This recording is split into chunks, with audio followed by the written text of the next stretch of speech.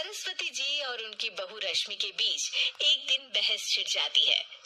आखिर किसका काम ज्यादा आसान है, बहू का या सास का? माँ जी, सास को काम ही क्या है, आपके सारे काम उंगलियों पे तो हो जाते हैं। कुछ भी। हाँ, हिसाब तो उंगलियों पे ही हो जाता है ना। अरे बेटा, ऐसा सिर्फ अभी लगता है। जो मुझे करना पड़ता है ना, वो तुझे करना पड़े तो समझ आएगा कि असली काम का पहाड़ कैसा होता है। ठेले बराबर वजन भी नहीं है आपके काम में, और बात पहाड़ों के वजन की कर रही हैं आप। तू ऐसा करती ही क्या है घर में बेटा, ये तो बता मुझे। मैं थोड़ी ना कुछ करती हूँ, सब जादू से हो रहा है इस घर में। अरे एक दिन मेरा काम करोगी तो समझ आएगा। Okay okay, shut up. कल से मैं घर के काम करूंगी और तू मेरी जगह हर चीज का हिसाब रखना, ठीक है? ठीक है, ये भी कर लेते हैं। ये सास बहू की डील के बारे में रश्मि के पति अमन को नहीं पता था और ना ही अमन के पिताजी सुरेश जी को। पर गेहूं के साथ साथ जैसे घुन भी पिस जाता है, ये दोनों भी पिसने वाले थे। सुबह अमन उठकर रेडी होता है ऑफिस जाने के लिए, तो पता है उसके कपड़े नहीं निकले हुए हैं। अरे रश्मि, तुमने मेरे कपड़े नहीं निकाले? अपनी माँ से पूछो ना, उन्हीं का काम है ये। अमन अपनी माँ के पास जाता है। अब मेरे कपड़े आज आप देने वाले हो क्या माँ? हाँ, देना तो मुझे ही चाहिए, पर तेरी बहू ने कपड़े धोने ही नहीं डाले, तो कोई भी धुला हुआ कपड़ा नहीं है बेटा। हैं? ऐसा क्यों? कपड़े तो धोने आप ही देते हो ना माँ? अरे बहू ने तुझे बताया नहीं, अब हम अदल बदल गए हैं। मैं अब बहू और तेरी बीवी सास। अमन परेशान हो गया। वो बिना इस्त्री के कपड़े पहनकर ऑफिस चला गया। सरस्वती जी अपने घुटने के दर्द के कारण झुककर घर साफ नहीं कर पा रही थी और ना ही खाना बनाना याद रख पाई। उधर रश्मि पहले ही दिन घर की चाबी घुमा चुकी थी और 300 रुपए का हिसाब अलग नहीं मिल रहा था। पर दोनों का ही घमंड कैलाश पर्वत से भी बड़ा था और दोनों ही खेमे एक दूसरे की बात मानने को बिल्कुल तैयार नहीं थे। शाम को जब सुरेश जी और अमन खाना खाने बैठते हैं, तो सरस्वती जी उनके सामने गाजर और पपीते लाकर रख देती हैं। अरे माँ, ये क्या है?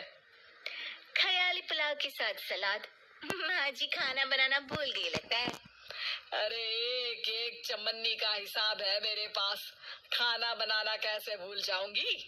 ये तो मैंने पढ़ा था कि फल फ्रूट खाने से सेहत अच्छी रहती है, इसीलिए ये ले, एक फल खा ले। रात को सुरेश जी और अमन अपनी मीटिंग बिठाते हैं अकेले में। बाबूजी, इनकी लड़ाई के कारण ना हमें ठीक से खाना मिल रहा है, उल्टा घर के सारे काम रुक गए हैं। हाँ बेटा, 2 भैंसों की लड़ाई में बेचारे खेत के पौधों का भी नुकसान हो रहा है। पर पापा, क्या बताऊं आपको, मैंने माँ को इस महीने की 2 तारीख को बिजली के बिल के पैसे दिए थे। आज बिल भरने के लिए मांगने गया तो पता चला कि रश्मि उन पैसों से गैस सिलेंडर ले आई। अच्छा, तो सिलेंडर के पैसों का क्या हुआ?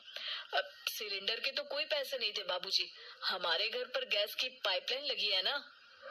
बेटा, इन दोनों का कुछ करना पड़ेगा, नहीं तो अपने घमंड के चक्कर में पूरा घर बर्बाद कर डालेंगे ये दोनों।